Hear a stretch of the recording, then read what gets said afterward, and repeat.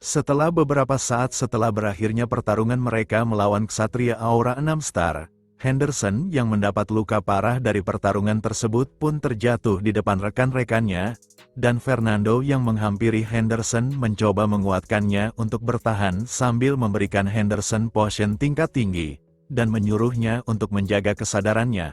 Namun, Henderson yang menyadari kondisinya itu menyuruh Fernando untuk berhenti mengobatinya dan menyuruh Fernando untuk melakukan tugasnya, karena situasi mereka masih dalam keadaan berperang melawan prajurit Kekaisaran Kronos, dan untuk menghormati keinginan Henderson itu, dengan tekadnya yang besar, Fernando pun berkata kepada Henderson, kalau dia akan melakukan tugasnya tersebut untuk membantai para pasukan Kekaisaran Kronos, dan meminta Henderson untuk menunggunya sebentar dan jangan sampai mati di tempat itu. Sementara itu, pertempuran di benteng Kastil Dimitri, ketika pemimpin mistik itu sedang merafalkan mantra untuk menyerang benteng Dimitri, tak diduga Felix terlebih dahulu menyerang mereka, dan meski dia bisa menghalau serangan tersebut, pemimpin mistik itu merasa terkejut. Apakah ini benar-benar kekuatan dari negara yang baru saja berdiri? Dan setelah berkata kalau mereka akan bertemu kembali di lain waktu, saat pemimpin mistik itu akan kembali, tak diduga sebuah cahaya emas pun muncul dari atas langit dan jatuh di hadapan mereka. Dan setelah itu, tak berselang lama, seseorang dari balik cahaya tersebut muncul sambil berkata kepada pemimpin mistik dan pasukannya, kalau jangan pernah sekali-kali pun untuk menarik perhatiannya, sehingga pemimpin mistik yang mendengar itu pun mulai merasa panik, dan di sisi seseorang misterius itu, dia lalu melanjutkan perkataannya, kalau di detik itu juga, dia akan mengetahui lokasi persembunyian mereka, dan tanpa basa-basi langsung meledakkan tempat tersebut. Oh ya teman-teman, di sini saya belum bisa memberitahukan siapa perempuan misterius ini, karena tidak ada informasi konkret dari karakter ini ya. Oke. Kalau begitu kita lanjut lagi ke ceritanya.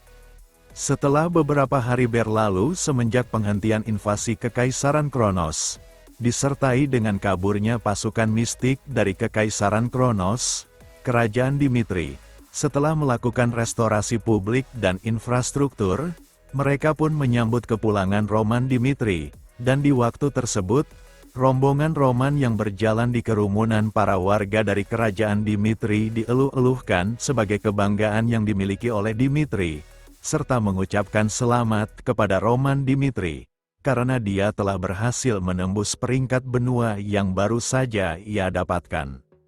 Setelah beberapa saat, Roman yang sampai ke kediamannya pun langsung menemui penguasa wilayah antara bukan dan yang lain adalah ayahnya, Romero Dimitri.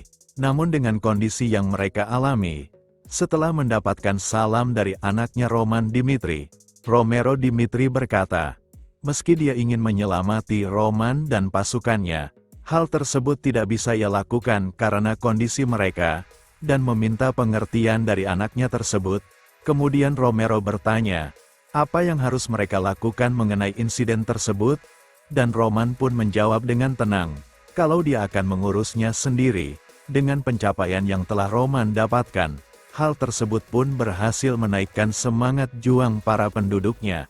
Namun di waktu yang bersamaan, invasi yang dilakukan oleh Kekaisaran Kronos meninggalkan bekas amarah yang membara di seluruh wilayah Dimitri.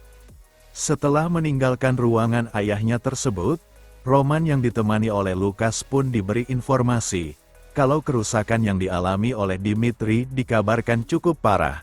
Terlebih, Lukas berkata kalau ada kecurigaan bahwa pasukan Kekaisaran Kronos bergerak tanpa menggunakan Wabget apapun.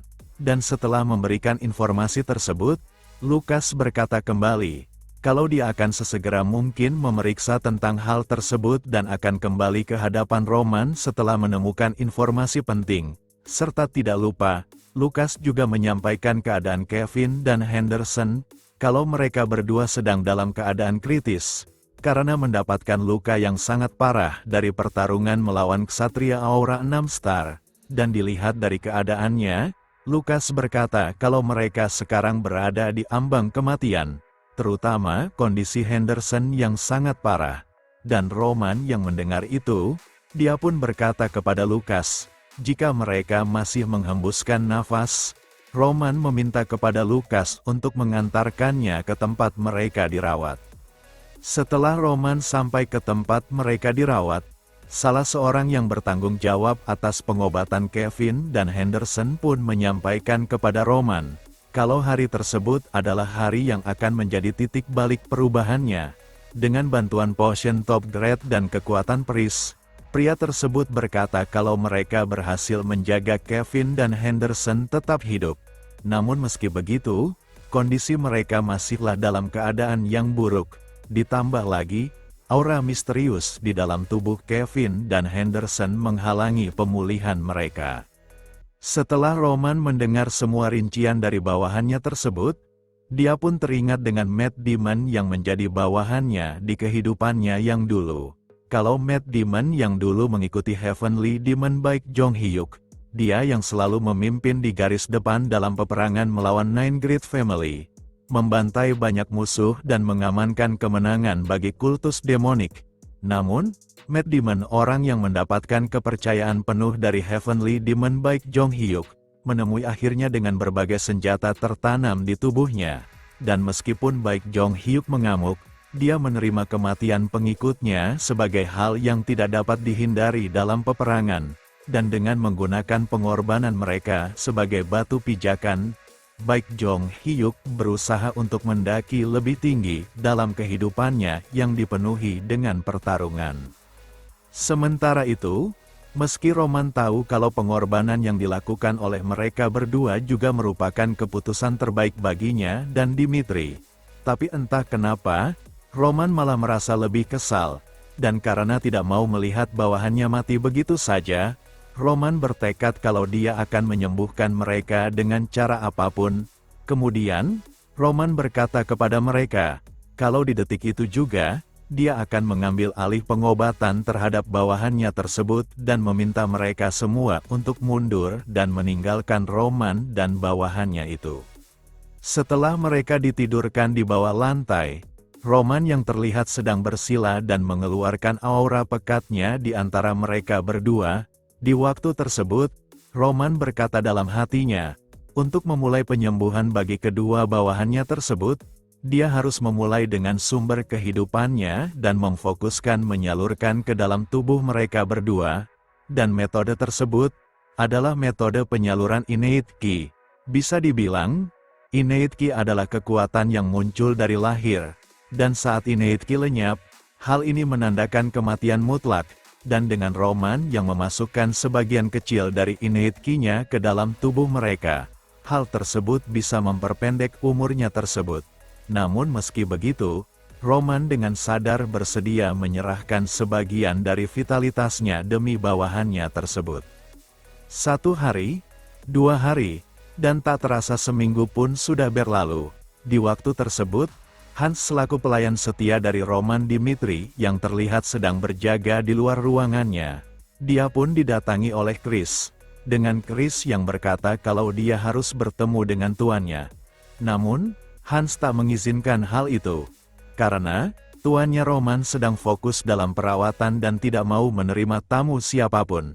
Namun meski Chris tahu tentang hal tersebut, dia harus memberitahukan informasi yang penting, kalau setiap penguasa kerajaan dari benua Salamander telah mengadakan pertemuan internasional yang membahas kerajaan Dimitri.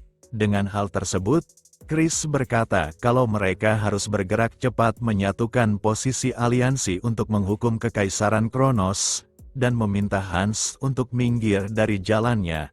Dan Hans, yang mendengar perkataan dari Chris tersebut, akhirnya dia pun memperbolehkan Chris bertemu tuannya. Sambil meminta tolong kepada Chris, untuk mengingatkan tuannya Roman untuk mengurus dirinya juga. Setelah membukakan ruangan tersebut, Roman pun bertanya ada apa kepada Chris, dan Chris yang menghampiri Roman, dia berkata, kalau pertemuan internasional telah diadakan, dan hal tersebut sangatlah penting, sampai dirinya tidak punya pilihan selain datang meski tahu kalau hal tersebut akan mengganggu tuannya tersebut. Kemudian, Chris meneruskan perkataannya kembali, Kalau meski tahu seberapa keras upaya tuannya tersebut untuk menyelamatkan Kevin dan Henderson, tapi mereka tidak punya waktu lagi untuk menunda-nunda, agar kejahatan Kekaisaran Kronos bisa dengan cepat dijatuhkan hukuman. Dan jika tuannya tersebut tidak menghadiri pertemuan tersebut, Chris beranggapan kalau aliansi kerajaan akan menutupi masalah itu. Dan di sisi Roman, dia yang terlihat lesu dan kurus, dia berkata, bahkan jika Dimitri datang dan berusaha meyakinkan mereka, tanpa menarik ketulusan aliansi, pembalasan dendam akan tetap jadi hal yang mustahil. Dan ketika Chris ingin meyakinkan tuannya kembali, Roman memotong perkataannya tersebut dan berkata, kalau dia mengerti alasan kekhawatiran Chris itu. Namun sama seperti mereka yang mengerahkan semuanya demi dirinya, Roman berkata kalau dia juga akan mengerahkan semuanya demi mereka. Jadi, Roman meminta kepada Chris untuk percaya saja kepadanya, dan meminta menunggu sedikit lagi waktu untuk dirinya. Next, kita lanjut di part selanjutnya. Terima kasih.